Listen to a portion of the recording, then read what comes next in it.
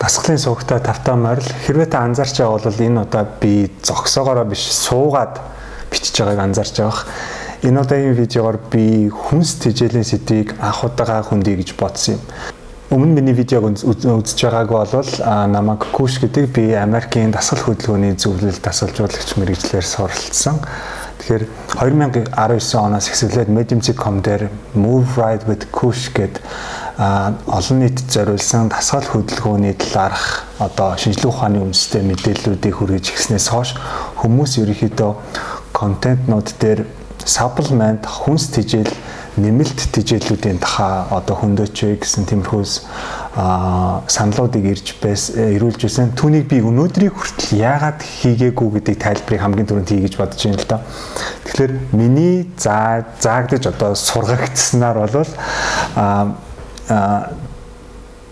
nutritionist хүмүүс бол nutrition-ыг заах ёстой. Эсвэл nutrition-ийн сертификаттай мэргэжлийн хүмүүс та яг тийм хоол ид гэж хэлэх тийм үүрэгтэй байдаг. За мөн диетишн хүмүүс диетийг хэлж зааж зөвлөдөг байгаа.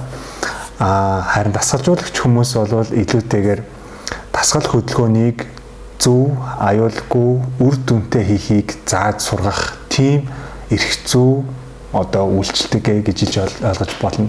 Тийм учраас өнөөдрийг хүртэл би энэ сэдвийг ерөөсөө огт хөндөж байгаагүй. Өөрийнхөө клиентууд ч гэсэн би чи яг ийм юм идэ гэж хэлэхээс илүү ийм юм идхийг зөвлөж байна. Ийм юм бол ингэж бичсэн байлаа. Энэ талаар ингэж бичсэн байлаа гэж шинжлэх ухааны үндэсээр илүү баримт нотлохоотойгоо илүү хэлж зөвлөдөг болохоос биш. Чи яг ингэж идэ гэж хэлэх нь миний хийх ёстой зүйлийн нэг бишээ гэж хэлж ойлгож болно. Тэгэхээр энэ удаагийн видеогоор би уургийн талаарх шинжлэх ухааны баримтнууд дээр, номнууд дээр юу гэж хэлсэн байгаа илүү объектив талаас нь хараад тайлбарлаж хэлье гэж бодсон. Энэ бүх их сурвалжуудаа би бас видеоны доотлын хэсэгт хуваалцсан байх болно. Ингээд уур гэж юу вэ? Хүний бие нь өөрийн үйл ажиллагаанда үндсэн 3 төрлийн тэжээлээс энерги авч хэрэгэлдэг гэж хэлж болно. Тэр тэжээлийг англиар бид нар macronutrient гэж нэрлэдэг. Macronutrient гэдэг нь болохоор хүний биеийн хэвийн хөгжил үйл ажиллагаанд ихээхэн хэмжээгээр хэрэглэгддэг тийм бүтээгдэхүүн хүнс эсвэл юу химийн бодис гэсэн үг тийм ээ. Тэр 3 нь бол уураг, нүүрс ус, өөх тос. Сонирхолтой нь уургийг бүрдүүлэхэд яг тодорхой тэдэн амин хүчлийн гинжин холбоос хэрэгтэй гэсэн юм байдгүй. Тодорхой нэгдлийг нь л ямар ч гэсэн пептид гэж нэрлэдэг байна. Тэгэхээр 10-аас 12 пептид нь нийлээд полипептид болоод тэгээ 12-оос олширхлоор нэг уургийг бий болгодог гэсэн үг байна. Хүн уургийг бийт хэрэгтэй болгохын тулд уургийг эхлээд шингээгээд задлсныхаа дараа уург болгодог ашигладаг гэсэн үг тийм ээ. Тэгэхээр түрүүний хэлсэн тэр 20 амин хүчлийн 8 хүний биед юусоо байдаггүй хүн өөрөө боловсруулж чаддаггүй гэсэн. Тэрийг хоол хүнсээр дамжуулж авдаг. Үнийг Bill Bryce-ний The Body A Guide for Occupants гэдэг номон дээр хэлэхдээ болохоор ерөөхдөө нэг 8 төрлийн тэр уургийг энэ доотлолд би биччихлээ. Энэ 8 төрлийг бид нэр хүнсээр авах хэрэгтэй гэж үздэг байна. Тэгэхээр хүн амьтны цул махны хэсгийг уураг бүрдүүлж байдаг. Бөгөөд хүний биеийн 5-ны хэсэг нь уураг байдаг юм байна. Өөрөөр хэлбэл 20% гэсэн үг тийм ээ. Тэр хүний биеийн ажиллагаанд бол уураг нь янз бүрийн байдлаар оролцдог. Зарим нь зөөж тээвэрлдэг, зарим нь болохоор бүрдүүлж, зарим нь болохоор бүр эмчилж, сайжруулж байдаг тийм үүрэгтэй байдаг. Тэгэхээр арс, үс, тарих, нервийн систем, за мөн цус, булчин зэргийг бол уураг бүрдүүлж байдаг болвол за эрдэс бодис, амин дэм, за төмөр, за мөн хүчил төрөгчүүдийн хүргэх тэр механизм болохоор уураг оролцож байдаг юм байлаа. Мөн энзимийг идэвхжүүлж өвчнүүдийг эсэргүүцэж тэмцэж байдаг эсрэг биет гэдэг зүйл нь уургаас бүрддэг юм байлаа. Мэдээж булчингийн эдүүдийг бий болгож за цаашлаад булчин за дотор эрхтнүүд мөн яс гэдэг зүйлсүүдийг бүрдүүлж тэдгэрийг засаж сайжруулж байдаг элемент дотор уурга ордог байгаа. За 1 грамм уурганд 4 илчлэг агуулгаддаг. Мөн 1 грамм нүүрс усанд 4 байдаг бол 1 грамм өөх тосонд 9 илчлэг агуулгаддаг. Америкийн анагаахын нийгэмлэгийн зөвлснөөр бол хүн хоногт хамгийн багадаа өөрийн биеийн жинг килограммыг 0.8 граммаар үржүүлэхдээ тэнцүү уургийг дор хаяж идэх ёстой гэж зөвлөдөг. Жишээлбэл би 75 кг-тай миний жинг 0.8 граммаар үржүүлэх юм бол 60 грамм гэсэн тоо гарч байгаа. Мөн Дэлхийн эрүүл мэндийн байгууллагч гэсэн хүн дор хаяж 62 грамм уургийг өдөртөө хэрэглэх нь хүний биед аюулгүй гэж үздэг байна. Энэ жишгээр Монгол Улсын засгийн газрын 2017 онд шинжилсэн зөвлөмжөөр болвол дунджаар хүн өдөрт 2400 илчлэг идэх ёстой гэдгийнх нь 15% нь буюу 90 грамм нь уурга идэх ёстой гэсэн тийм зөвлөмж байдаг юм байлаа. Энэ зөвлөмжүүдийг би видеоны тайлбар хэсэгт холбогдсон байгаа. Та бүхэн тэндээс ороод дэлгэрэнгээр хараарай. Өөр нэг зүйл нь юу вэ гэхлээр хүний нас, хүүсээс хамаарат уурга авах илчлэгийн хэмжээ харилцан адилгүй байдаг. Жишээлбэл эрүүл мэндийн яамнаас гаргасан норм дээр болохоор 19-өөс 24 насны эрэгтэй хүн 97 граммыг идэх гэсэн байхад эмэгтэй хүнийг 76 грамм гэсэн байдаг.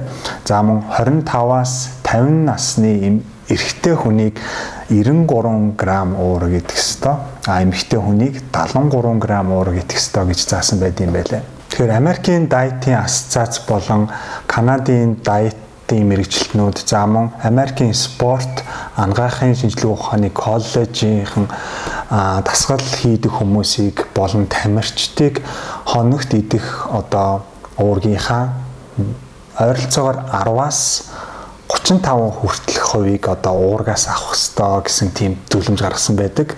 За энийг болохоор өөрийнхөө жинг төрөнийх шиг хөрвүүлж үзэх юм бол өөрийнхөө жинг 1.2-оос 1.7-оор үржүүлсэндээ тэнцэх хэмжээний грамм уургийг аваарай гэж зөвлөсөн байт юм байлаа. Жишээлбэл би өөр дээрээ аваад үзэх юм бол би 7 хоногт 4-өөс 5 удаа бэлтгэл хийдэг. Тэгээд би 75 кг жинтэй. За үүнийгээ би 1.5-аар дундажлаад үржүүлээд үзэхэд бол 112.5 г уурга би өдөрт авах хэрэгтэй гэсэн үг болж байна. За Америкийн зүрхний нийгэмлэг гэж бас томоохон байгууллага байдаг. Тэр байгууллага болохоор бас яг энд байгаа хүснэгтийг бүр тусгайчлан гаргасан байдаг. Эсвэл өөрийнхөө жин нас за тэгээд дасгалждаг тэр эрчмүүдийгээ оруулцдаг тийм тооцооллоор вебсайт байдаг. Тэр вебсайтыг би бас доор холбочихъя. Тэгээд эндээс ороод тооцоод үзчихээрэй.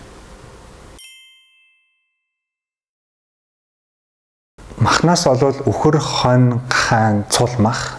За шуунаас дахиа цацагт хяруул.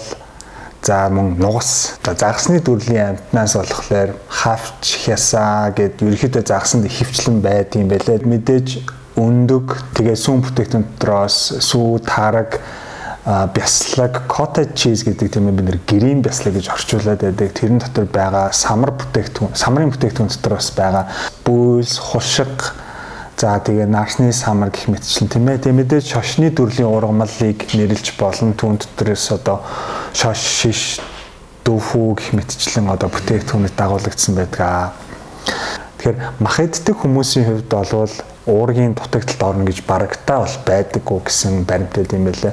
Харин вегетариан хүмүүсийн хувьд бол зарим бүтээгдэхүүнүүд нь хангалттай буюу бүтэн уурга complete protein гэж нэрлэдэг яг бүтэн тэр уургийг агуулаагүй байдаг учраас уургийн дутагдалд орох магадaltaй гэж үздэг юм байлаа. Тэгэхээр шар буурцгийн уург нь вегетариан хүмүүст хамгийн тохиромжтой, хамгийн уургийн агуулмж өндөртэй, чанартай бүтээгдэхүүн гэж үздэг юм байлаа.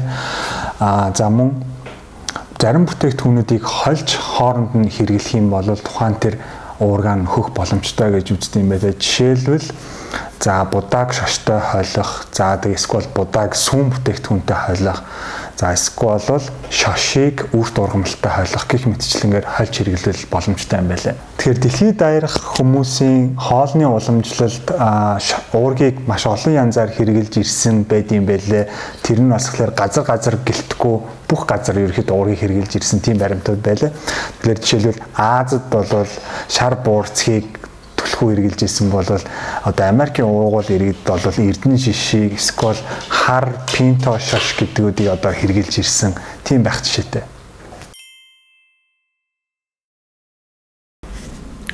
Тэр сайн уураг байдгүй гэдэг асуулт сонирхолтой байж магадгүй. Ben Greenfield-ийн Beyond Training гэдэг номон дээр болохоор уургийн одоо чанарын агуулмжийг эренбэлдсэн байсан. Тэрийг ямар маягаар хэрэгэлсэн гэхээр Protein Digestibility Corrected Amino Acid Score гэдэг ийм томьёолоор тэрийг ингээд гаргасан байсан. Үүний хамгийн одоо ихэнд болохоор казеин уургийн төрлийг хэлсэн байлаа. Казеиныг монголоор эдмэнцэр одоо сүүний эдмэнцэр эсвэл агар гэж нэрлэдэг юм байлаа.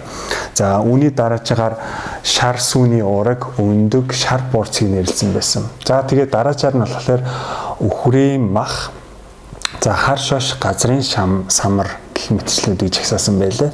Гэтэ зарим бүтээгдэхүүнүүд уургаар баялаг мөртлөө зарим талаараа эрүүл мэндэд ихтерхий одоо хэрэглэл өөр одоо элементүүд нь эрүүл мэндэд хортой гэж үздэг тийм тохиолдол байдаг. Жишээлбэл үхрийн мах нь уургаар их боловч одоо хансан тосоор бас их байдаг учраас их үхрийн мах идэх юм бол одоо хансан тос нь бас биед муу нөлөөтэй гэж үздэггийг одоо бид нэр бас мартаж болохгүй.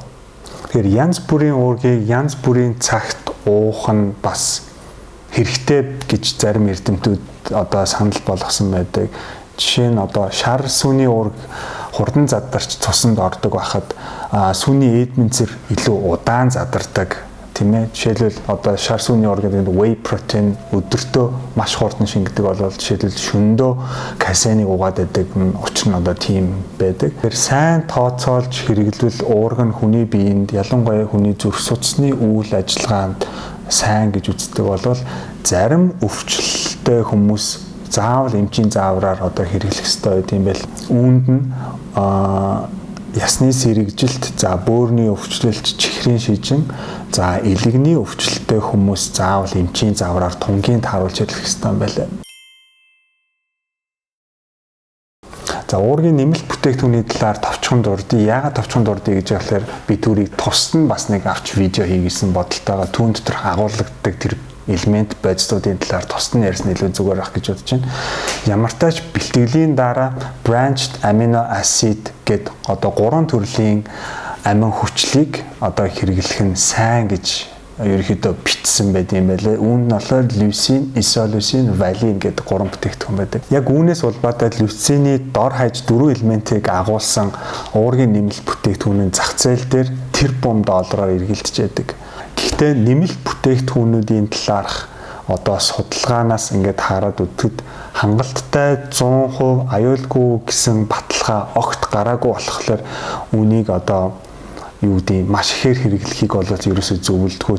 Ялангуяа фитнесийн мэрэгчлэнүүдийг одоо бусдад энийг хэрэглээ гэж зааж зөвлөхийг одоо яг институцийн хэмжээнд бол ерөөсөө дэмждэггүй байна. Нэмэлт тэжээлийн оронд хоол хүнсээр яг тэр бүтээгдэхүүнүүдийг нь бүхлээр нь авч хэрэглэх нь одоо биед эрүүл хэрэгтэй юм а гэж зааж зөвлөдөг байна. За нэгдүгээрт таргалалт гэдэг нь өөрөө юу гэсэн үг гэхээр тодорхой хэмжээний илчилгээг хэтрүүлэн хэрэглээд тэр нь тодорхой хугацаа өнгөрөөд удсан тохиолдолд таргалалт бий болдог гэсэн. Тэгэхээр уул нь бол уург эсвэл эслэгтэй бодисууд хүнийг их цатгалан байлгадаг, удаан задардаг элементүүд байдаг. Healthline.com-ийн бичснээр бол өөрийг хэрэглэх ёстойгоосоо илүү хэмжээгээр уур хэрэглэл тэр нь өөх болон хадгалагдаад тэр нь тодорхой хугацаанд одоо давтамж болоод үргэлжлэх юм бол та илүүдэл жинтэй болно гэж ойлгож болно.